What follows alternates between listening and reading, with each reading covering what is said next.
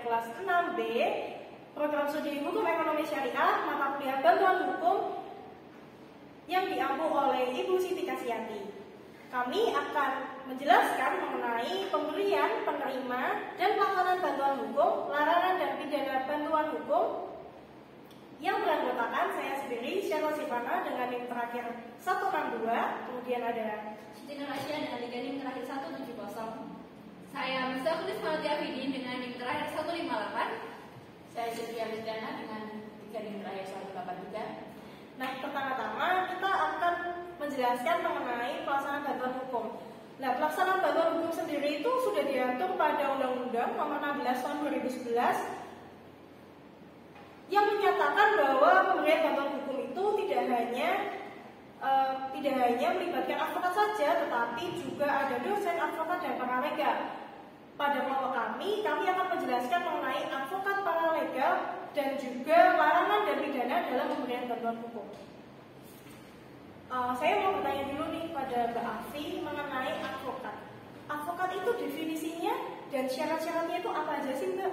Oke, langsung aja ya Mbak. Advokat itu orang yang berprofesi memberikan jasa hukum baik di dalam maupun di luar pengadilan yang memenuhi persyaratan berdasarkan ketentuan undang-undang di pasal 1 angka 1. Nah, kemudian syarat-syaratnya itu ada kurang lebih 9. Yang pertama itu harus warga negara Republik Indonesia.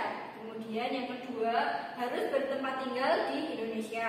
Kemudian yang ketiga tidak berstatus sebagai pegawai negeri atau pejabat negara. Yang keempat berusia sekurang-kurangnya 25 tahun. Yang kelima berijazah sarjana yang latar belakang pendidikan tinggi hukum sebagaimana terdapat dalam pasal 2 ayat 1. Kemudian yang keenam itu lulus ujian yang diadakan organisasi advokat. Kemudian selanjutnya magang sekurang-kurangnya itu 2 tahun dan terus menerus pada kantor advokat. Dan kemudian tidak pernah dipidana karena melakukan tindak pidana kejahatan yang diancam dengan pidana penjara 5 tahun. Setelah definisi tadi, kita langsung ke syarat-syarat advokat. Yang pertama itu warga negara Indonesia. Nah, kemudian bertempat tinggal di Indonesia. Selanjutnya tidak berstatus sebagai pegawai negeri atau pejabat negara. Kemudian berusia kurang-kurangnya 25 tahun dan berijazah sarjana yang berlatar belakang pendidikan tinggi hukum sebagaimana yang terdapat pada pasal 2 ayat 1. Kemudian lulus ujian yang diadakan oleh organisasi advokat.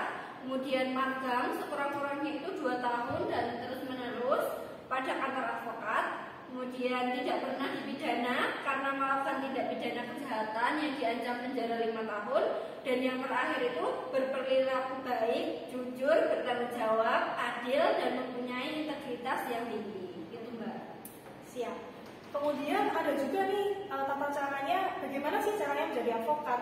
Nah, pada UU nomor 18 tahun 2003 tentang advokat itu dijelaskan pada pasal 3 dan pasal 4 bahwa cara menjadi advokat itu ada 2, yaitu yang pertama pengangkatan pada pasal 3 bahwa seseorang itu dapat diangkat menjadi advokat oleh organisasi advokat yang berlatar belakang pendidikan tinggi hukum dan telah mengikuti pendidikan khusus profesi. Nah, selanjutnya tata cara menjadi advokat itu pada Undang-Undang Nomor 18 Tahun 2003 tentang advokat itu dijelaskan pada pasal 3 dan pasal 4. Pada pasal 3 itu dijelaskan adanya pengangkatan menjadi advokat.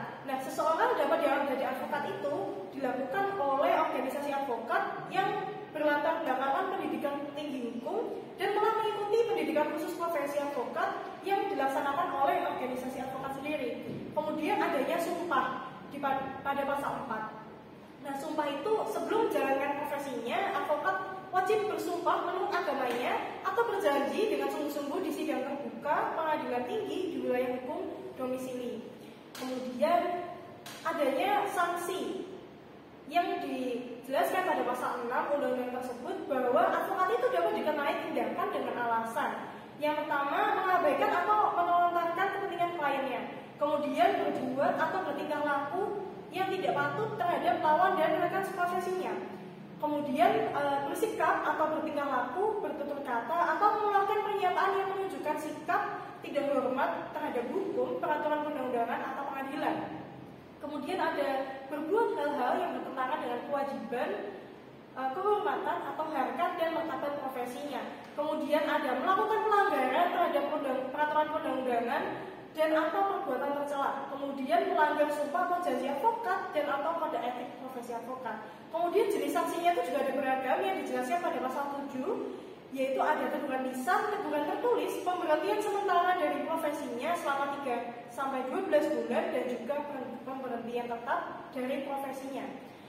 Kemudian selanjutnya kita masuk ke materi paralegal. Apa Mbak Aisyah ini bisa nggak ini menjelaskan mengenai paralegal?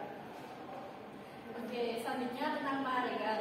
Paralegal diatur dalam Permenkumham nomor 3 tahun 2021 tentang paralegal dalam pemberian bantuan hukum. Untuk definisinya sendiri, setiap orang yang berasal dari komunitas masyarakat atau pemberian bantuan hukum yang telah mengikuti pelatihan paralegal, tidak berprofesi sebagai advokat dan tidak secara mandiri mendampingi penerima bantuan hukum di pengadilan, itu disebutkan pada pasal 1 ayat 5. Untuk haknya sendiri pada pasal 3 ayat 1 yang pertama, mendapatkan peningkatan kapasitas terkait dengan pemberian bantuan hukum. Untuk yang kedua, mendapatkan jaminan perlindungan hukum, keamanan dan keselamatan dalam menjalankan pemberian bantuan hukum. Untuk kewajiban paralegal sendiri pada pasal 3 ayat 2, yaitu wajib melaksanakan bantuan hukum dan pelayanan bantuan hukum berdasarkan penugasan dari pemberi bantuan hukum sesuai dengan ketentuan peraturan perundang-undangan dan standar layanan bantuan hukum. Untuk syarat paralegal yang pertama yaitu warga negara Indonesia, yang kedua berusia paling rendah 18 tahun, memiliki kemampuan membaca dan menulis, bukan anggota TNI, Polisi Negara Republik Indonesia, aparatur sipil negara, dan yang terakhir memenuhi syarat lain yang ditentukan oleh pemberi bantuan hukum dan tidak bertentangan dengan pemberi bantuan hukum. Itu disebutkan pada pasal 4. Mungkin itu saja yang bisa saya jelaskan tentang paralegal. Selanjutnya kita masuk ke materi tentang larangan dan ketentuan pidana. Mungkin Mbak Sylvia bisa menjelaskan mengenai larangan dan ketentuan pidana dalam bantuan hukum? Baik. Tentang larangan yaitu diatur dalam pasal 20 Undang-Undang Nomor 16 Tahun 2011 tentang bantuan hukum. Pemberi bantuan hukum dilarang menerima atau meminta pembayaran dari penerima bantuan hukum dan atau pihak lain yang terkait dengan perkara yang sedang ditangani pemberi bantuan hukum. Selanjutnya ketentuan pidana yaitu diatur dalam pasal 21 Undang-Undang Nomor 16 Tahun 2011 tentang bantuan hukum, yaitu pemberi bantuan hukum yang terbukti menerima atau meminta pembayaran dari penerima bantuan hukum dan atau pihak yang terkait dengan perkara yang sedang ditangani sebagaimana dimaksud dalam pasal 20 dipidana dengan pidana penjara paling lama 1 tahun atau denda paling banyak itu 50 juta rupiah. Ya. Mungkin segitu dulu materi yang bisa kita sampaikan buat teman-teman semua. Apabila ada kurangnya kami mohon maaf. Wassalamualaikum warahmatullahi wabarakatuh. Terima kasih.